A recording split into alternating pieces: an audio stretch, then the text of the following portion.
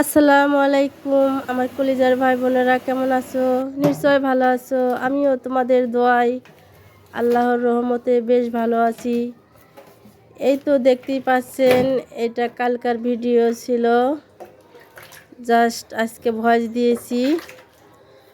আর এই যে হাঁস, কালকে তো দেখতেই পাচ্ছেন এক ভিডিওতে হাঁস নিয়েছে। আর আমার প্রচুর ঠান্ডা কাশি, বললাম যে হাঁস কেন নিচ্ছ, আমার ঠান্ডার মধ্যে তো হাঁস খাওয়া যাবে না। আর আমার হাজব্যান্ড বলতেছে তুমি সেদিন বললে যে আমি হাঁসের গোস্ত খাইতে মন চাইছে, এই জন্যে হাঁসটা নিয়ে নিলাম। যাই হোক, আমাদের পরিবারের সবারই হাঁস পছন্দ, এই জন্যে আমার হাজব্যান্ডেরও মনে হয় পছন্দ হয়েছে, এই জন্যে নিয়েছে। জাস্ট বেশি কিছু বললাম না।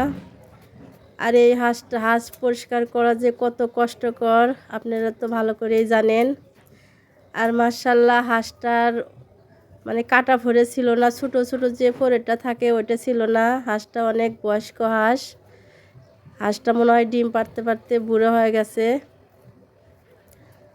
যাই হোক, শীতের দিনে হাঁসের গোস্ত অনেক মজা। আর আমার যে ঠান্ডা, কিন্তু হাঁসের গোস্ত দেখে তো আমি লোভ সামলাতে পারবো না। তা আমার হাজব্যান্ড বলতেছে যাই হয় হোক খাবা, সমস্যা নাই, যেই কাজ সেই ইয়ে। হাঁসের গোস্তটা খায়া আমার সারা রাত যে অবস্থা হয়েছিল কালকে বলার ভাষা নাই। কাশতে কাশতে সারা রাত ঘুম পাড়তে পারি নেই। আমার মতো ভুল আর কেউ করবেন না, ঠান্ডার মধ্যে কেউ হাঁসের মাংস খাবেন না। আর এই যে কথা বলতে বলতে দেখেন আমি হাঁসটা পরিষ্কার করে নিয়ে হাঁসের এখন হলুদ মাখাচ্ছি। আর চুন আর হলুদ দিয়ে ডললে পারে হাঁসের যে বাড়তি উপরে যে একটু গন্ধ থাকে, সেই গন্ধটা আর থাকবে না। কে কে হাঁস পছন্দ করেন? আমার তো হাঁসের গোস্ত অনেক পছন্দ।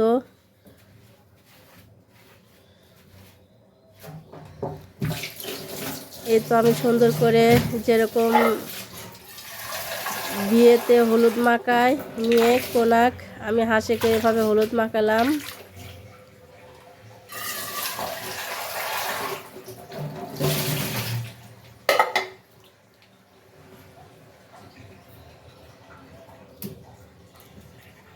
আর আগের দিনে দেখছি একটা হাঁস জব করলে পারে 3-4 জন লাগছে একটা হাঁস পরিষ্কার করতে। আর মাশাল্লাহ আমি একাই হাঁসটা পরিষ্কার করে নিলাম খুব সহজেই। আমি বেশি করে আগে গরম পানি করে নিছি।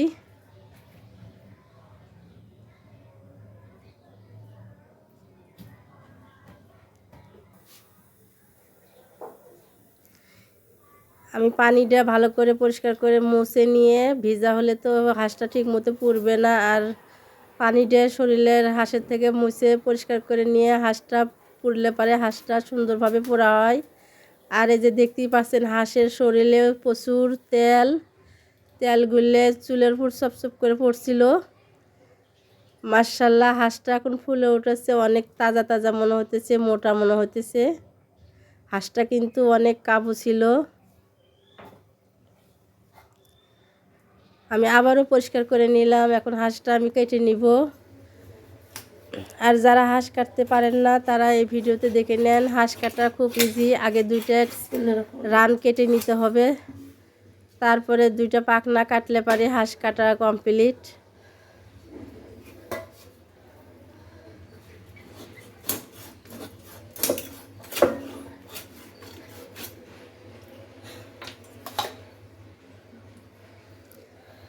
আর হাঁসের যদি ছোটো ছোটো কাটা পড়ে থাকে, হাঁস বাছা অনেক কঠিন হয় জায়গা। আর মাশাল্লাহ দেখেন একদম পরিষ্কার, কোনো রকম কোনো কাটা পড়ে নাই। এই জন্যে হাঁসটা আমার বাছা অনেক সহজ হয়ে গেছে।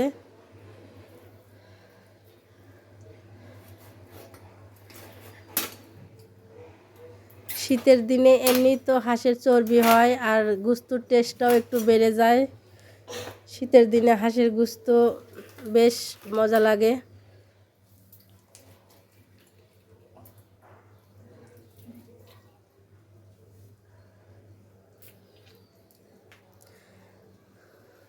আর একটা কথা ভুলেই গেছি, আমার কলিজার ভাই বোনেরা অবশ্যই ভিডিওতে লাইক দিয়ে ভিডিও দেখা শুরু করবেন, পুরো ভিডিও দেখবেন, আপনাদের কাছে আমার রিকোয়েস্ট। আর যারা নতুন অবশ্যই সাবস্ক্রাইব করে বেল বাটনটা অন করে দিবেন, যাতে আমি ভিডিও ছাড়ার সাথে সাথে আপনার ফোনে চলে যায়।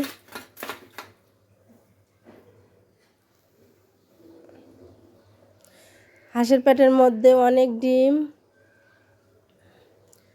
ডিমগুলো ছোটো ছোটো, বেশি বড় হয় নাই, মনে হয় ডিম একবার পারছে, অনেকবার মনে হয় পারছে।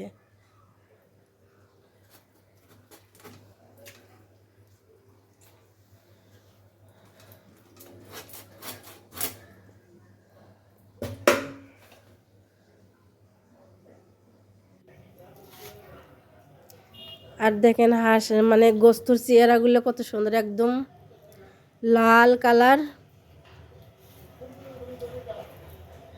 আমার হাজব্যান্ডকে বললাম যে হাঁসটা কত দিয়ে নিয়েছো, বললো যে 550 টাকা, 1.5 কেজি ওজন। যাই হোক, হাঁসটা বাছা মানে কাটার পরে হয়তো 1 কেজি মাংস হবে। আর এই যে আমার ফ্রিজে বাটা আছে, বাট আমি ওই ফ্রিজের বাটা দিব না, এখন টাটকা বেটে নিলাম পাটায়। আর পাটায় বাটা তরকারি, সব তরকারি মজা হয়, এই জন্য আমি পাটাতেই বেটে নিলাম আজকে। আর এই যে অনেকগুলো পেঁয়াজ কেটে নিয়েছি, যেহেতু হাঁসের মাংস পেঁয়াজ বেশি লাগে। শুধু আমি মাখা মাখা ভুনা করব। আমি মশলা সবগুলো একসাথে মিক্স করে মেখে আমি এই যে প্রেসার কুকারে ভালো করে সিদ্ধ করে নিব, যেহেতু হাঁসটার অনেক বয়স হয়ে গেছে। হাঁসের গোস্ত হাড্ডি তো এমনিতেই শক্ত, প্রেসার কুকারে দিয়ে দিলে অনেক তাড়াতাড়ি হয়ে যাবে। আর আমি এই যে কয়েকটা কাঁচামরিচ আমানি দিয়ে দিব, রসুন ছেঁচে নিয়েছি, কয়টা শুকনো মরিচ আমার নিয়েছি। জাস্ট আমি ঝাল ঝাল করে রান্না করব। আর বাকি যা মশলা লাগে, গরম মশলা, আমি সব মশলাই নিয়ে নিয়েছি, দেখতেই পাচ্ছেন। আমি একে একে সব মশলা দিয়ে দিতেছি। আর যে কোনো গোস্ত এভাবে প্রেসার কুকারে সবগুলো মশলা একবারে মিক্স করে মেখে রান্না করলে গোস্তটার টেস্ট অনেক বেড়ে যায়।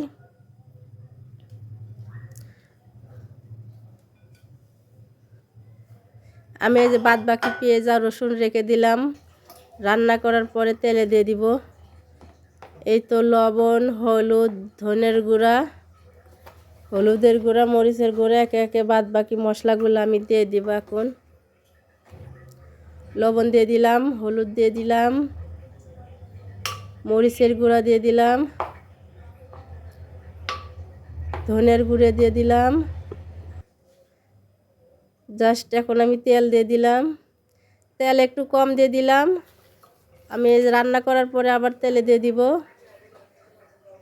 আর আমি রান্নার আগে চুলোটা একটু ক্লিন করে নেই সব সময়, যাতে খাবার টাবার পড়লে তোলা যায়। আর এমনি তো আমার চুলে পাশ দেখতেই পারছেন, অনেক চকচকে ঝকঝকে সব সময় থাকে।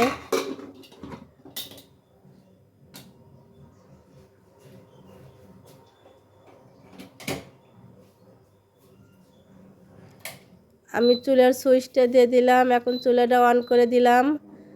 আর কারেন্টের চুলায় রান্না করা একদম ইজি,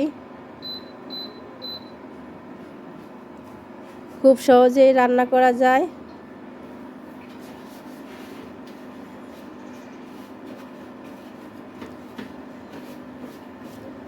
আর এই সাদা বোতলে আমার সর্ষের তেল থাকে। সাদা বোতল তো জানি অনেক ময়লা হয়, আমি সব সময় পরিষ্কার করে নেই। আর আমার একটা আশা আছে, আমি এক সেট ডিনার সেট কিনবো, মাটির ডিনার সেট। কোন পেজ থেকে কিনবো আপনারা যদি একটু জানে থাকেন আমাকে কমেন্টে জানাবেন। আমি এক সেট ডিনার সেট কিনবো মাটির, আমার অনেক দিনের শখ। যাই হোক, কথা বলতে বলতে তো আমার প্রেসার কুকারের গোস্তটা অলরেডি হয়ে গেছে, 5টা শীষ হয়ে গেছে। আমি নেমে নিলাম। এখন এই যে আরেকটা পাতিল চুলায় দিয়ে দিলাম তেলে দেওয়ার জন্য। আর আমি এই যে হাওয়া চুলা মানে গ্যাসের যে প্রেসার কুকারে যে হাওয়া থাকে, হাওয়াটা আমি বের করে দিলাম।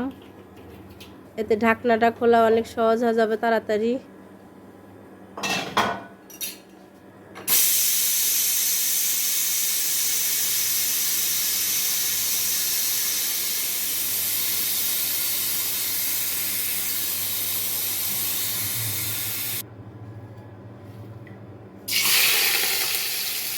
পেঁয়াজ কুচিগুলো দিয়ে দিলাম। এভাবে রান্নাটাও একদম সহজ হয়ে যায়, রান্নাটাও অনেক টেস্ট হয়। পেস্টটা একটু ব্রাউন কালার করে ভেজে নিতে হবে। আমি এর মধ্যে জিরা অ্যাড করলাম।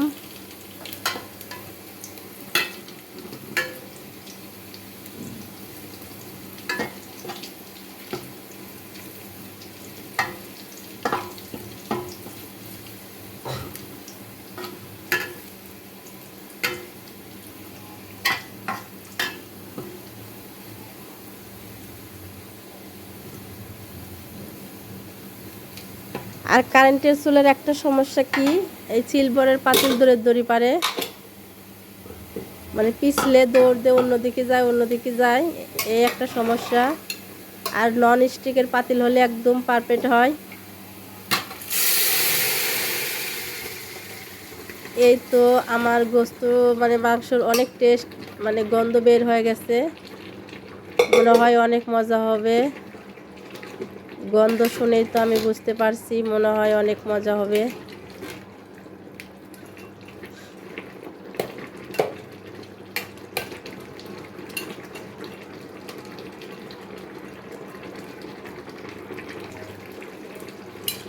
ওকে, আমার রান্নাটা কমপ্লিট।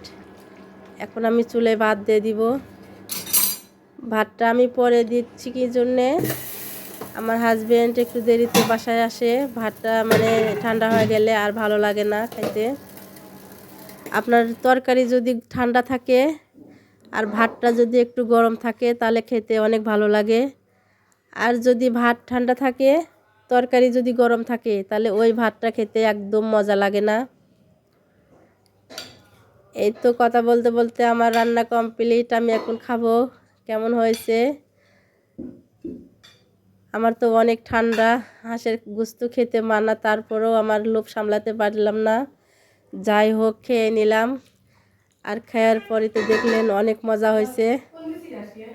আর এই খাওয়ার মজা সারা রাত আমার বের হয়ে গেছে, সারা রাত ঘুমাতে পারি নেই কাশতে কাশতে।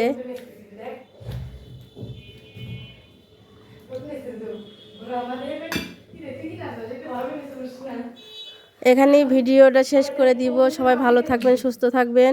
আল্লাহ হাফেজ।